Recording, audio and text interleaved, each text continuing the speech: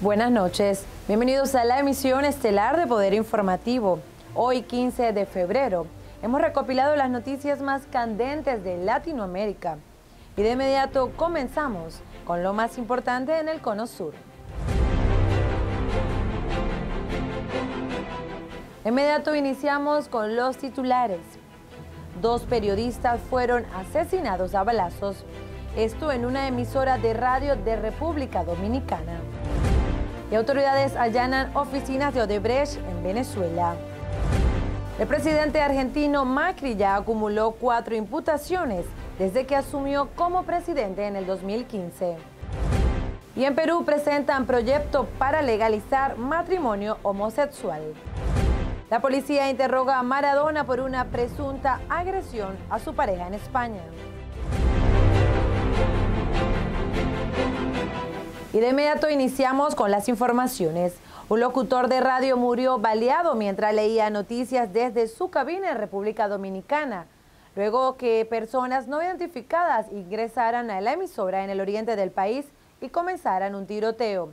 Su nombre era Luis Manuel Medina y junto a él murió Leo Martínez, productor del programa radial y director de la emisora de San Pedro de Macorís, a 75 kilómetros al oriente de la capital. Veamos la información. Consternación y repudio son los sentimientos de cientos de dominicanos tras el asesinato de 2 periodistas que conducían un programa de radio en la ciudad de San Pedro Macorís. Los comunicadores asesinados a tiros por un desconocido son Leonidas Martínez y Luis Manuel Medina. Este último transmitía un video en vivo a través de la red social Facebook cuando el atacante disparó contra su humanidad. Conocidos de PARC, durante la campaña electoral, Sten apoyó a Trump económicamente y realizó actividades para recaudar fondos, además de que se presentó en diversas manifestaciones políticas. En el caso de Park y Burns, ambos organizaron al menos una cena de gala para recaudar. Además de los 2 comunicadores, el atacante disparó contra Dayana García, secretaria de la emisora 103.5 FM, quien se encuentra en delicado estado de salud. Hasta el momento, se desconocen los motivos de dicha acción, pero la policía evalúa distintas versiones para esclarecer el crimen y en el momento hay varios detenidos para fines de investigación, entre ellos 3 hombres que presuntamente portaban armas de fuego en el interior del centro comercial donde está la emisora. El Procurador General de la República, Jean Alain Rodríguez, condenó el asesinato de los comunicadores y reiteró el firme compromiso del Ministerio Público con garantizar la libertad de expresión. Al mismo tiempo, aseguró que las autoridades harán todos los esfuerzos posibles para dar una respuesta rápida a estos hechos que hoy conmueven al país. La Sociedad Interamericana de Prensa lamentó la tragedia que envuelve a la familia periodística dominicana al condenar el asesinato de 2 periodistas en una estación de radio de la ciudad de San Pedro de Macorís, al este de Santo Domingo, capital de República Dominicana. Autoridades junto a colegas de los periodistas fallecidos dieron información relacionada con el suceso. Veamos el material. Donde funciona la oficina principal y cabina de transmisión de radio FM 103 de esta ciudad de San Pedro de Macorís, que transmite para otras zonas de esta región este. Estos individuos, al penetrar a estas instalaciones, hicieron varios disparos que le cobraron la vida al director de esta emisora, Leo Martínez, así como también al locutor Luis Manuel Medina. Además, durante el hecho, resultó herida la secretaria de esta empresa, Dayana García, quien se encuentra ingresada en un centro médico de esta ciudad, San Pedro de Macorís. Más temprano hablamos con algunas de las autoridades actuantes en el levantamiento de las indagatorias, o más bien de las pruebas de este hecho, y tenemos sus declaraciones en este momento. Grave, bastante lamentable. Le pedimos tanto a ustedes, a la prensa, como también a la sociedad, que nos permita tratar este caso con la mayor prudencia y ética posible. Pero en torno a ese caso ya tenemos 3 personas detenidas para fines de investigación con 3 armas de fuego que tenían. Es decir que en las próximas horas le estaremos dando más detalles en torno al caso. ¿Qué fue lo que sucedió? Hasta ahora, como le dije, las investigaciones avanzan y posteriormente hablaremos con ustedes. Bueno, hubo una tragedia muy grande de 2 grandes locutores, tuvieron una pérdida tremenda esta ciudad, ya que no se ha determinado quiénes son las personas que lo intervinieron. Murieron las dos personas, uno fue con un tiro en la cabeza y el otro fue un tiro como en el pecho por ahí. No, yo le doy los buenos días y el pase a Luis Manuel Medina, adelante para los boletines, pero que ya él ha dado un avance de noticias, yo pongo los comerciales, vuelvo y le entrego el micrófono y ahí es que suenan los tiros. Pero que yo estoy creyendo como que hay alguien que está martillando atrás. Y cuando la secretaria entra a la cabina y le dice a Luis Manuel Medina que hay unos tiros. Cuando yo vi el tipo que le tiró a Luis Manuel, yo lo que hice fue que me tiré en el piso y cerré la puerta. Y subí el fondo y dejé la emisora sola. Yo estaba en el banco. En el banco escuché el fondo de la emisora. Sí. ¿Por qué Luis Manuel no entra a leer? Sí. ¿Y hay personas heridas arriba? Ahí sí, hay herido ahí.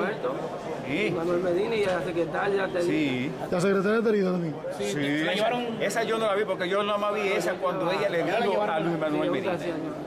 Le dijo que había tiro. ¿Él hizo varios disparos? Sí, varios. Hizo varios disparos. Sí. ¿Cuántas personas eran? Yo no me vi uno.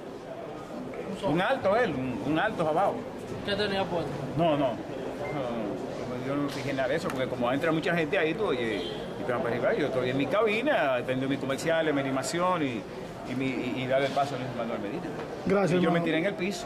Gracias, y cerré, dije, ay, En el pasado, según cita Gossip Extra, la información sobre las propuestas habría sido revelada por conocidos de PARC. Durante la campaña electoral, Ten apoyó a Trump económicamente y realizó actividades para recaudar fondos, además de que se presentó en diversas manifestaciones políticas. En el caso de Park y Burns, ambos organizaron al menos una cena de gala para recaudar.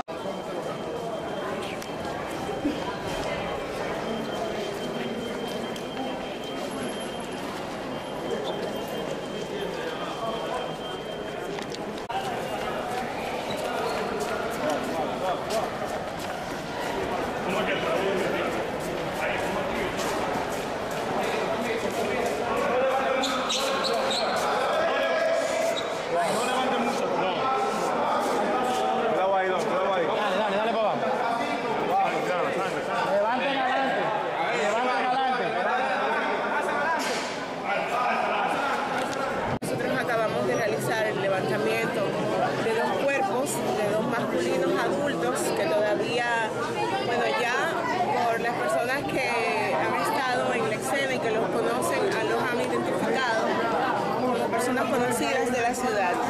En este momento vamos a proceder a realizar el procedimiento de autopsia que la ley autoriza.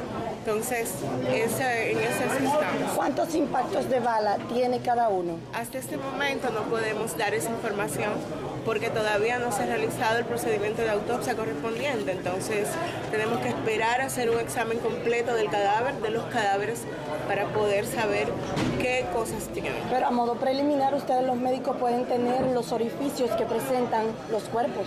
Esa información hasta este momento no la podemos suministrar. Sumidos por el dolor, lloran desconsolados. Leonidas Martínez y Luis Manuel Medina llevaban más de 2 décadas ejerciendo la profesión. Según algunos parientes, lo asesinaron por decir la verdad. Fue una sorpresa. Si hubiera sido alguien, pero Luis Manuel, una persona social, trabajadora, dedicada. No, es que mi papá siempre ha sido una persona de la sociedad de San Pedro de Macorís y él no tenía enemigos, mi papá andaba como cualquier persona común. Yo solamente quiero que este crimen no quede impune como muchos otros que han quedado, como muchas prioridades han quedado muertos, por decir la verdad. Y nos quedamos sin familia y queremos justicia y saber quién fue, de dónde vino. Por el hecho, las autoridades han informado que hay varias personas detenidas para fines de investigación. Y estamos trabajando algunas informaciones que se recopilaron en la escena del crimen y más luego ustedes tendrán detalles. Lo que sí le puedo asegurar es que estamos haciendo todo lo que podamos y algo más para lograr que ese hecho no quede sin sanción. Sí, tenemos algunas fílmicas que ya se van a estar trabajando en lo que va del día de hoy. Pero nosotros vamos a darle seguimiento y acompañamiento judicial en los tribunales hasta las últimas consecuencias y decirle. Mientras se encuentra en estado delicado en la clínica Macorís, la joven Dayana García, de 32 años, quien es la secretaria de la emisora y quien recibió un disparo en el abdomen que le provocó daños significativos. Donde encontramos daños significativos a niveles intestinales, una gran cantidad de sangre en el abdomen. Todo esto se pudo corregir, se corrigió.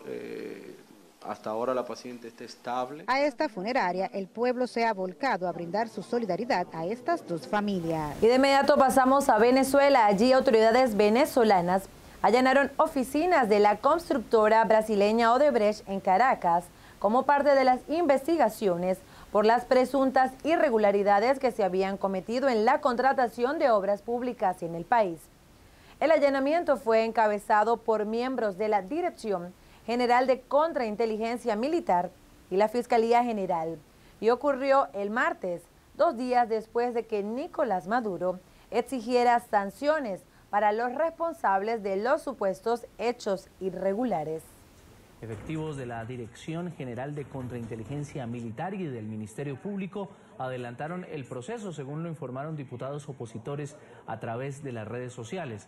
Venezuela consta en la lista como el segundo país que más dinero recibió en sobornos por parte de la constructora brasileña.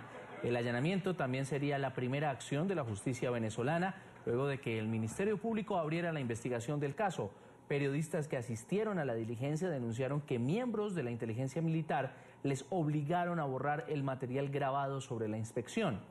Los representantes de Odebrecht en Venezuela habían sido citados por la Asamblea Nacional para comparecer el pasado lunes ante la Comisión de Contraloría por la participación en la red de corrupción.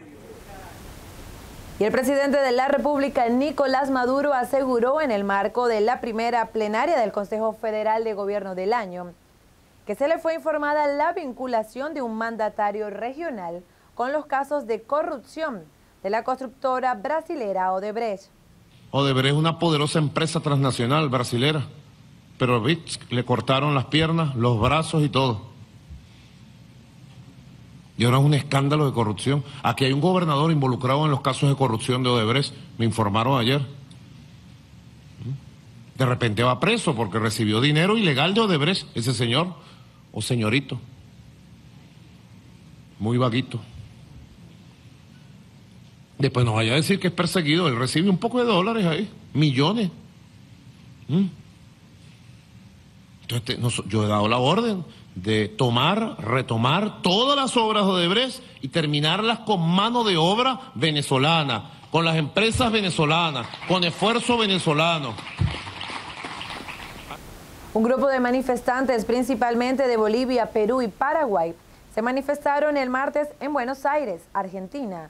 Esto en contra de las nuevas medidas que refuerzan el control migratorio en Argentina. Revisemos la información. Un grupo de inmigrantes protestó el martes frente al Palacio del Congreso en Buenos Aires contra las nuevas medidas que endurecen el control migratorio en Argentina. La presidencia aceleró los procesos de expulsión en caso de delitos y de ingreso clandestino de extranjeros, según un decreto publicado a finales de enero. Nosotros rechazamos porque desde que asumió Macri nosotros estamos recibiendo más discriminación en todos los ámbitos y nosotros que no queremos que esto vaya avanzando más y es por eso que nos hemos convocado acá y para decir no al decreto de la ley migratoria. El Ministerio de Seguridad dijo en un comentario por radio que peruanos y paraguayos llegan a Argentina a matarse por el control de la droga y expresó la necesidad de ordenar las relaciones con Paraguay, Bolivia y Perú.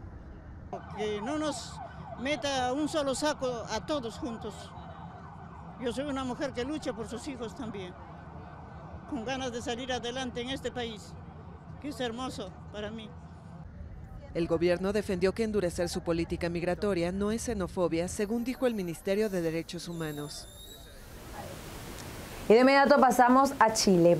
Nicolás Cepeda, chileno, acudió el martes a la justicia en Santiago, donde se declaró inocente en el caso que lo tiene como principal sospechoso del presunto asesinato de su exnovia japonesa en Francia.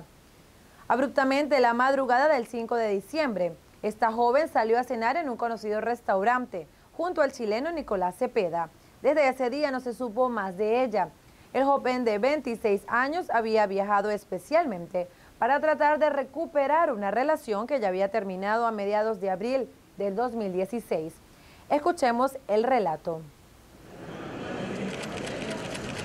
El chileno Nicolás Cepeda, sospechoso de la desaparición y posible asesinato de una mujer japonesa en Francia, acudió el martes a la justicia en Santiago. Según su abogado, Cepeda defendió su inocencia e intentará cumplir con los pedidos de tribunales franceses sin salir de su país.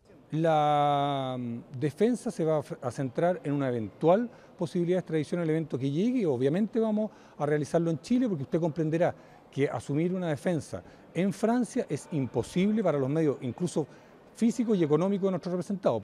La Corte Suprema de Santiago había rechazado un pedido de Francia para su detención preventiva, aunque le prohibió la salida de Chile.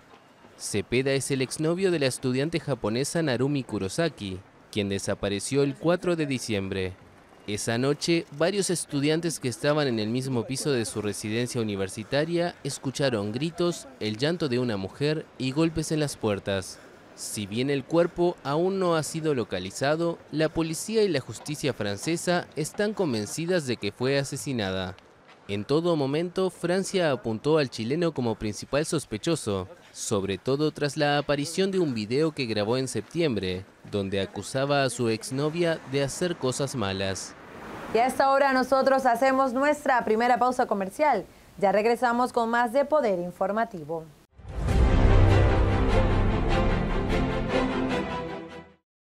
A perfectly balanced lager, recognized in 192 countries around the world. And we make sure by sending samples from all the breweries back to the Netherlands to taste. Really? You send every sample back? And it tastes the same everywhere. From Sydney to Santiago? From Cape Town to Chicago. From Kilimanjaro to Kalamazoo? From Tokyo to Toronto. From Panama City to New York City?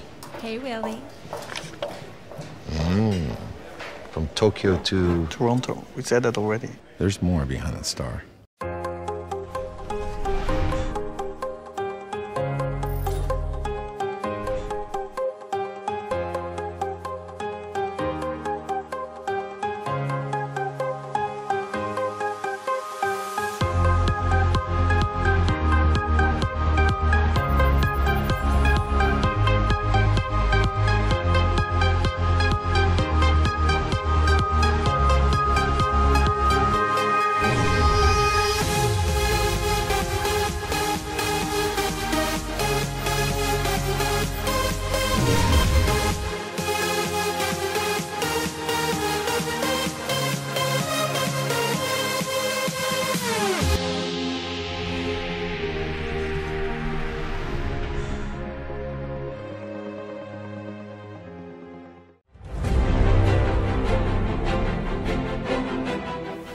Y estamos de regreso con más noticias a través de su noticiero Poder Informativo y continuamos en Argentina. Allí el presidente Mauricio Macri lleva más de 14 meses en el gobierno y ya acumuló más imputaciones judiciales que cualquier otro presidente. La decisión del fiscal Juan Pedro Soni de investigarlo por la condonación de deuda de Correo Argentino le sumó una cuarta causa penal al mandatario. El jefe de Estado es investigado por el Correo Argentino, por el memorando con Qatar, el blanqueo de familiares y los Panama Papers. El gobierno argentino pidió el martes a la justicia investigar urgentemente la condonación de la deuda a favor de la empresa familiar del presidente Mauricio Macri, pero insistió en que el mandatario no enfrenta un conflicto de interés. Es un tema técnico de carácter judicial y que el Estado, como en muchos otros temas, interviene a través de sus áreas competentes, que son las áreas de jurídicos de los ministerios. Es importante entender que como titular del Poder Ejecutivo Nacional, él está a cargo de todo lo que tiene que ver con las áreas de gobierno, pero no implica que todas las acciones del Estado Nacional pasan por decisión del presidente. Un fiscal pidió el martes investigar al presidente por presunto perjuicio al Estado en arreglo de la deuda del Correo Argentino, que los Macri tuvieron en concesión entre 1997 y 2003, cuando volvió a ser administrado por el gobierno. Una fiscal de la Cámara Comercial denunció el acuerdo que establece que el grupo Macri pagaría la deuda de casi $300 millones en cuotas al 7% anual de interés hasta 2033, y que el monto no se actualizaría pese a que la inflación actual desde entonces fue de 700%. Según una encuesta de la consultora Analogías, un 62% de los argentinos considera que el acuerdo entre el gobierno y la empresa de los Macri constituye un acto de corrupción. Y en otras noticias, congresistas de izquierda del Frente Amplio presentaron el martes un proyecto para legalizar el matrimonio de la unión civil entre personas del mismo sexo, o conocido como matrimonio igualitario, como le denominan sus impulsores, en un país altamente conservador como Perú. Aprovecharon el Día del Amor para presentar el proyecto de ley del matrimonio igualitario. Nos mueve efectivamente, muchas gracias, la convicción de que en nuestro país no deberían existir ciudadanas y ciudadanos de segunda clase. Por eso estamos presentando este proyecto. Les invocamos, por favor, a que sigan este debate de forma alturada. El no reconocimiento de las familias, el no reconocimiento de las parejas del mismo sexo es una de las formas más duras de discriminación. Ojalá que la aprobación de este proyecto pueda ayudar a remediar en algo esa discriminación tan fuerte que el Estado mismo legitimó. Parlamentarios de Frente Amplio, en coordinación con las organizaciones MOL Perú, Red Peruana, TLGBI y Promsex, buscan modificar el artículo 234 del Código Civil para que la denominación de la unión entre hombre y mujer sea cambiado por el de la unión de dos personas. Existen parejas en nuestro país del mismo sexo que comparten un patrimonio, que comparten una serie de corresponsabilidades, y ese reconocimiento no se está dando por parte del Estado. Yo sé que hay muchas diferencias, hasta distancias en algunas bancadas, pero lo que yo sí pediría en este tema, porque eso es un tema que es cierto que es legal, pero también tiene que ver con relaciones, tiene que ver con afectos, tiene que ver con cosas de la vida privada, que sobre esto hay una opinión de conciencia. La propuesta fue desestimada de plano por el congresista fujimorista Carlos Tubino, quien sostiene que al igual que la unión civil, no prosperará. No estoy de acuerdo con el matrimonio entre personas del mismo sexo, o el matrimonio igualitario. Nosotros creemos que el matrimonio es entre un hombre y una mujer. Y eso es una convicción que tenemos muchísimos peruanos y en forma mayoritaria en el Perú. Y eso está reflejado acá en el Congreso. Yo creo que desde el punto de vista jurídico, el matrimonio igualitario, que obviamente es realizado por una minoría en el Perú y que tienen derecho a unirse sentimentalmente, no pueden ser reguladas por las mismas leyes del matrimonio que en estos momentos está desregulado en el Código Civil y a la Constitución. Tienen que dictarse otras leyes, porque, repito, son consecuencias absolutamente distintas. La iniciativa, por lo pronto, ha sido respaldada por 6 congresistas de Frente Amplio y 3 de Peruanos por el Cambio. Y continuando en Perú, efectivos policiales capturaron al taxista Robert Yuman Díaz, de 29 años, quien intentó fugarse tras asesinar a su esposa el fin de semana en el sector de Salaberry, en Trujillo.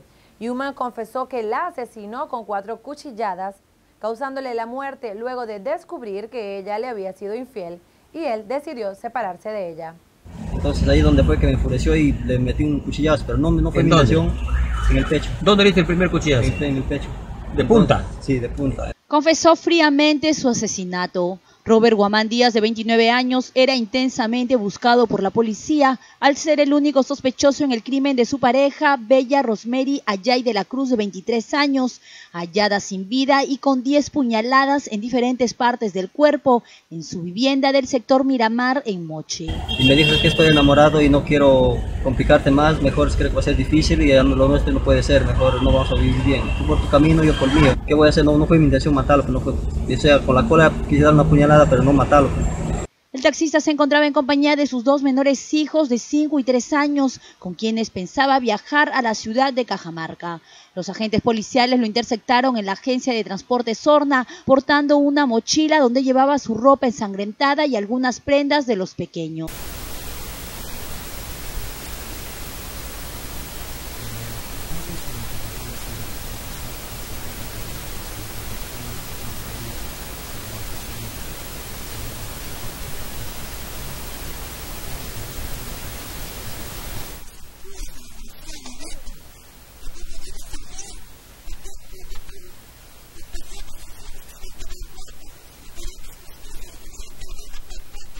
Según el jefe de la macroregión policial, Lorenzo Grados, tras el hecho los agentes le seguían los pasos.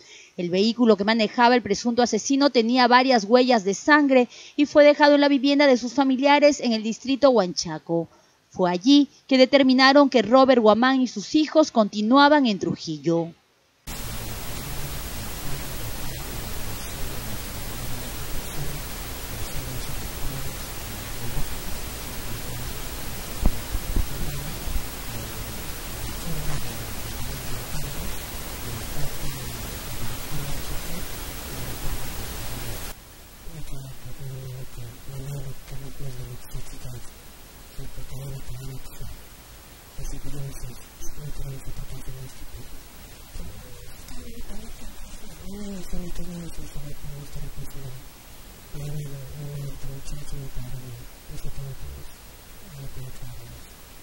Los familiares también se hicieron presentes en los exteriores del complejo policial Alcides Vigo para solicitar la patria potestad de los 2 niños que serán puestos a disposición de la Fiscalía de Familia. Asimismo, solicitarán la pena máxima para el asesino de la madre de familia que trabajaba en una empresa agroindustrial. Entre tanto, el cuerpo de la mujer fue trasladado a su natal Cajamarca, donde recibe el velatorio y será sepultado. Vale precisar que se trata del primer feminicidio registrado en La Libertad en lo que va del año. Y a esta hora nosotros hacemos nuestra segunda pausa comercial. No se aparten, ya regresamos con más aquí en Poder Informativo a través de Power TV.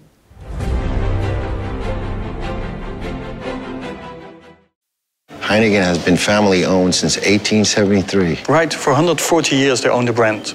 And because the name is on the bottle, they don't compromise the quality. I get that. I don't put my name on the bad films.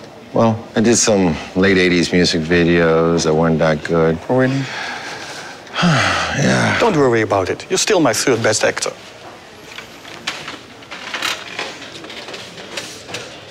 Third? Right, 3rd. I'm still in the top 5. There's more behind the star. Make every project a project to be proud of. Get the advice you need, the value you expect, and the quality you deserve.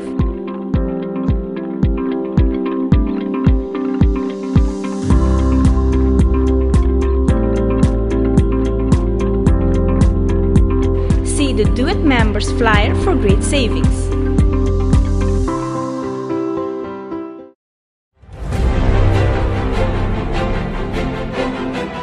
Y nosotros regresamos con más de Poder Informativo y de inmediato pasamos a Brasil. Allí autoridades han desplegado 9.000 efectivos del ejército en Río de Janeiro para reforzar la seguridad de la ciudad, amenazada por una huelga policial en vísperas del carnaval.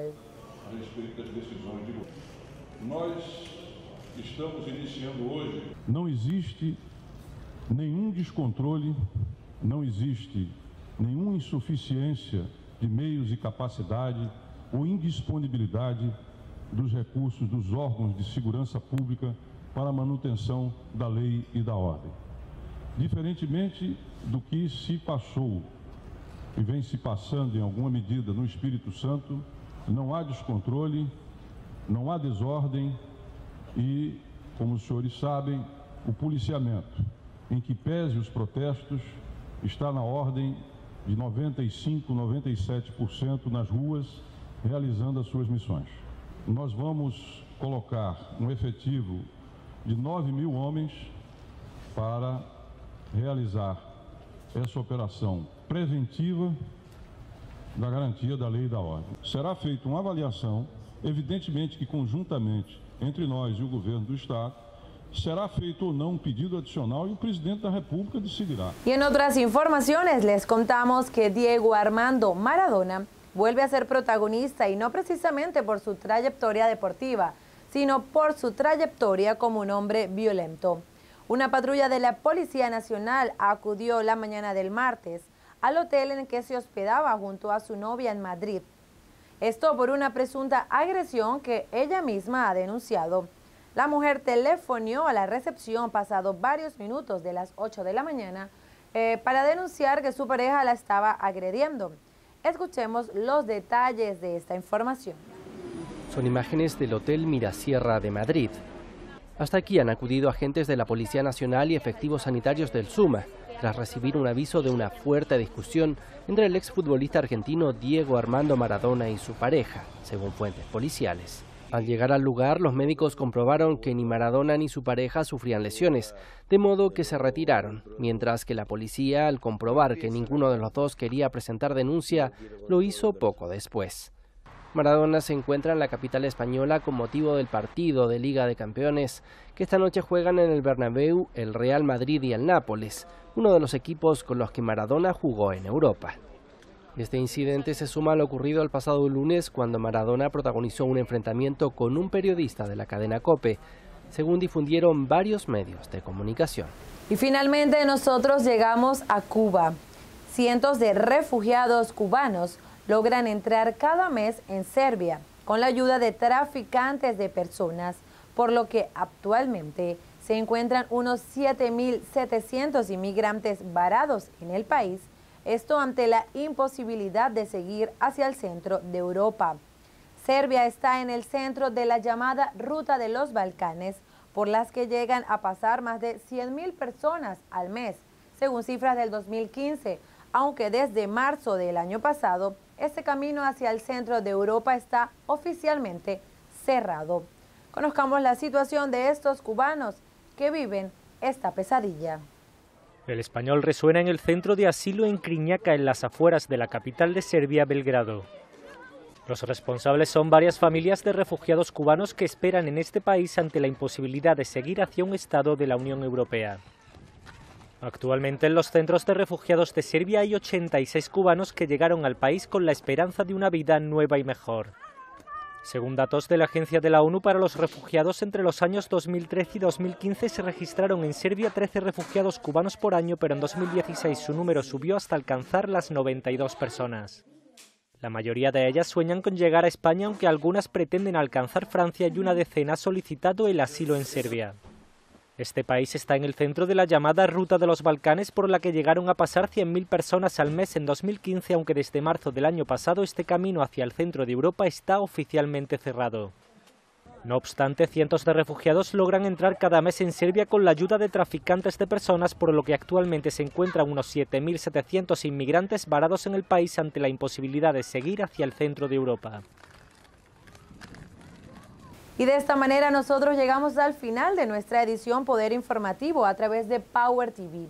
Recuerden, este programa es presentado en colaboración con Caribbean Speed Printers y su matutino Bon Día.